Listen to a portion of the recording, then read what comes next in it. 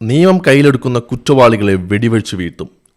ठोक दिया जाएंगे എന്നതായിരുന്നു 2017 അധികാരത്തിൽ വന്നതു മുതൽ ഉത്തർപ്രദേശ് മുഖ്യമന്ത്രി യോഗി ആദിത്യനാഥിന്റെ പ്രഖ്യാപിത നയം.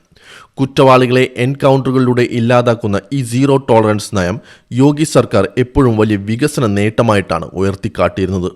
എന്നാൽ ഇപ്പോൾ കഥ മാറുകയാണ്. ഇത്രയും കാലം പ്രതിപക്ഷവും മനുഷ്യാവകാശ പ്രവർത്തകരും മാത്രം ഉയർത്തിയ വ്യാജ ഏറ്റുമുട്ടൽ ആരോപണങ്ങൾ ഇപ്പോൾ യോഗി സർക്കാരിൻ്റെ സ്വന്തം ക്യാബിനറ്റിൽ നിന്ന് തന്നെ ഉയർന്നു കേൾക്കുന്നു.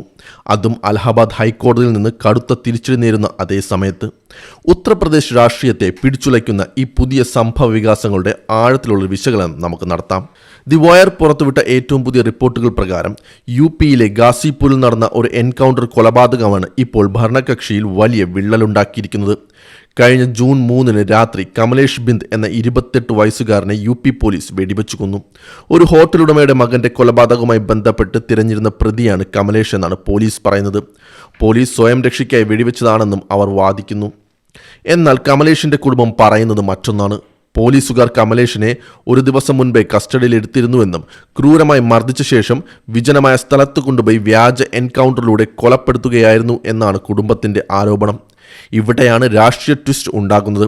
പ്രതിപക്ഷമായ സമാജ്വാദി പാർട്ടി മാത്രമല്ല ഈ കൊലപാതകത്തെ ആദ്യം ചോദ്യം ചെയ്തത്. യോഗി ആദിത്യനാഥിന്റെ ക്യാബിനറ്റ് മന്ത്രിയും BJPയുടെ പ്രധാന സഖ്യകക്ഷിയായ നിഷാദ് പാർട്ടി അധ്യക്ഷനായ സഞ്ജയ് നിഷാദ് തന്നെ ഈ എൻകൗണ്ടറിനെതിരെ പരസ്യമായി രംഗത്ത് വന്നു. എന്തുകൊണ്ടാണ് സ്വന്തം മന്ത്രി തന്നെ യോഗിക്കെതിരെ തിരിഞ്ഞത്? അതിന് പിന്നിൽ യുപിയിലെ ശക്തമായ ജാതി രാഷ്ട്രീയമുണ്ട്. കൊല്ലപ്പെട്ട കമലേഷ് ബിന്ദ് OBC വിഭാഗത്തിലെ മല്ല നിഷാദ് സമുദായത്തിൽപ്പെട്ടയാളാണ്. യുപിയിൽ BJPയുടെ ഈ വിജയങ്ങൾക്ക് പിന്നിൽ ഈ പിന്നാക്ക സമുദായങ്ങളുടെ വോട്ടുകൾ നിർണായകമാണ്.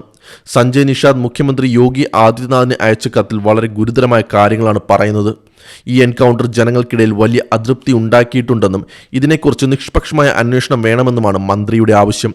മാത്രമല്ല, വരാനിരിക്കുന്ന നിയമസഭാ തെരഞ്ഞെടുപ്പിനെ ചൂണ്ടിക്കാട്ടി അദ്ദേഹം ഉദ്യോഗസ്ഥർക്ക് ഒരു മുന്നറിയിപ്പ് നൽകി.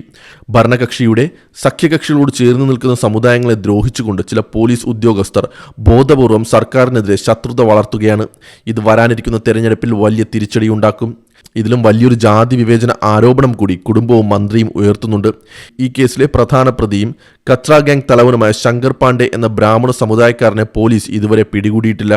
ഒരു OBC വിഭാഗക്കാരനെ മാത്രം വേട്ടയാടി കൊലപ്പെടുത്തുകയും ഉയർന്ന ജാതിക്കാരായ പ്രതിയെ സംരക്ഷിക്കുകയും ചെയ്യുന്നു എന്ന വികാരമാണ് ഇപ്പോൾ അവിടെ പുകയുന്നത്.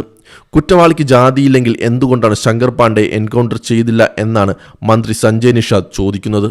ഇതൊരു ഒറ്റപ്പെട്ട സംഭവമല്ല. യോഗി ആദിത്യനാഥ് 2017 അധികാരമേറ്റത് മുതൽ 190-ലധികം ആളുകളാണ് UP പോലീസിന്റെ എൻകൗണ്ടറുകളിൽ കൊല്ലപ്പെട്ടത്. 5000-ലധികം ആളുകൾക്ക് വെടിയേറ്റ് പരിക്കേറ്റു. ദി വയർ മുൻപ് നടത്തിയ അന്വേഷണങ്ങളിൽ ഈ എൻകൗണ്ടറുകൾക്കെല്ലാം ഒരേ പാറ്റേൺ ഉള്ളതായി കണ്ടെത്തിയിരുന്നു. പോലീസിന് രഹസ്യ വിവരം ലഭിക്കുന്നു. അവർ പ്രതിയെ തടയാൻ നോക്കുന്നു. പ്രതികൾ ബൈക്കിലോ കാറിലോ ഇരുന്ന് പോലീസിനെതിരെ വെടിയുതിർക്കുന്നു. പോലീസ് തിരിച്ചടിക്കുന്നു. പ്രതികൾ കൊല്ലപ്പെടുന്നു. കൊല്ലപ്പെടുന്നവരിൽ ഭൂരിഭാഗവും ദളിത്, OBC അല്ലെങ്കിൽ മുസ്ലിം വിഭാഗങ്ങളിൽ നിന്നുള്ള വിചാരണ തടവുകാരായ സാധാരണക്കാരാണ്. ഇപ്പോഴത്തെ സംഭവങ്ങൾക്ക് തൊട്ടു പിന്നാലെ അലഹബാദ് ഹൈക്കോടതിയിൽ നിന്നും യോഗി സർക്കാരിന് ശക്തമായ പ്രഹരമേറ്റു. പോലീസിന്റെ ഇത്തരം ഏകപക്ഷീയമായ നടപടികളെയും നിയമവിരുദ്ധമായ വീട് പൊളിക്കലുകളെയും കോടതി കടുത്ത ഭാഷയിലാണ് വിമർശിച്ചത്. നിയമം നടപ്പിലാക്കേണ്ടവർ തന്നെ അത് കയ്യിലെടുക്കുന്നത് ജനാധിപത്യത്തിന് ഭീഷണിയാണെന്ന് കോടതി ഓർമ്മിപ്പിച്ചു. സമാജ്വാദി പാർട്ടി MP ഡിംപിൾ യാദവ് ചോദിച്ച ഒരു ചോദ്യം വളരെ പ്രസക്തമാണ്. പോലീസിന് പ്രതിയെ അറസ്റ്റ് ചെയ്യാമായിരുന്നിട്ടും എന്തുകൊണ്ടാണ് എൻകൗണ്ടർ നടത്തി കൊലപ്പെടുത്തിയത്? ഇത് സംസ്ഥാനത്തെ ക്രമസമാധാന നിലയുടെ തകർച്ചയല്ലേ കാണിക്കുന്നത്? മറ്റൊരു MP ആയ അഫ്സൽ അൻസാരി കൊല്ലപ്പെട്ട കമലേഷിന്റെ കുടുംബത്തെ സന്ദർശിച്ച ശേഷം പറഞ്ഞു, നിങ്ങൾക്ക് അയാളെ കോടതിയിൽ ഹാജരാക്കാമായിരുന്നു. തെളിവുകളുടെ അടിസ്ഥാനത്തിൽ ജീവപര്യന്തമോ തൂക്കുമരമോ വാങ്ങിക്കൊടുക്കാമായിരുന്നു. അതിനുള്ള അധികാരം കോടതിക്കുണ്ട്. പക്ഷേ വെടിവെച്ചു കൊല്ലാൻ പോലീസിന് ആരാണ് അധികാരം നൽകിയത്? തീർച്ചയായും ഇത് നമ്മൾ ചിന്തിക്കേണ്ട കാര്യമാണ്. കുറ്റവാളികൾ ശിക്ഷിക്കപ്പെടണം, അതിലാർക്കും തർക്കമില്ല. പക്ഷെ ജനാധിപത്യ രാജ്യത്ത് ശിക്ഷ വിധിക്കേണ്ടത് കോടതിയാണ്, പോലീസോ ഭരണാധികാരികളോ അല്ല. എൻകൗണ്ടറുകളെ ഇൻസ്റ്റന്റ് ജസ്റ്റിസായി കാണുന്ന ഒരു പൊതുബോധം ഇവിടെ വളർത്തിയെടുത്തിട്ടുണ്ട്. എന്നാൽ ആ തോക്കുകൾ നാളെ ആർക്ക് നേരെയും തിരിയാമെന്ന യാഥാർത്ഥ്യമാണ് ഇപ്പോൾ UPയിൽ നിന്ന് പുറത്തു വരുന്നത്. യോഗി ആദിത്യനാഥിന്റെ ഏറ്റവും വലിയ രാഷ്ട്രീയ ആയുധമായിരുന്നു ഈ എൻകൗണ്ടർ രാജ്. കുറ്റകൃത്യങ്ങൾ അടിച്ചമർത്താൻ ഈ രീതികൾ ആവശ്യമാണെന്ന് വിശ്വസിക്കുന്ന വലിയൊരു വിഭാഗം ജനങ്ങൾ UPയിലുണ്ട്.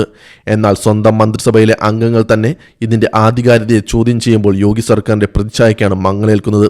ഇത് വെറും ഒരു ക്രമസമാധാന പ്രശ്നമല്ല, മറിച്ച് വരാനിരിക്കുന്ന തെരഞ്ഞെടുപ്പിൽ UP രാഷ്ട്രീയ സമവാക്യങ്ങളെ മാറ്റിമറിക്കാൻ പോകുന്ന ഒന്നാണ്. നിയമവാഴ്ച ഉറപ്പാക്കേണ്ട സർക്കാർ തന്നെ നിയമം ലംഘിക്കുന്നുവെന്ന ആരോപണം സ്വന്തം കൂട്ടിൽ നിന്ന് ഉയരുമ്പോൾ യോഗി ആദിത്യനാഥ് ഇതിനോട് എങ്ങനെ പ്രതികരിക്കും എന്ന് വരും ദിവസങ്ങളിൽ കണ്ടറിയാം.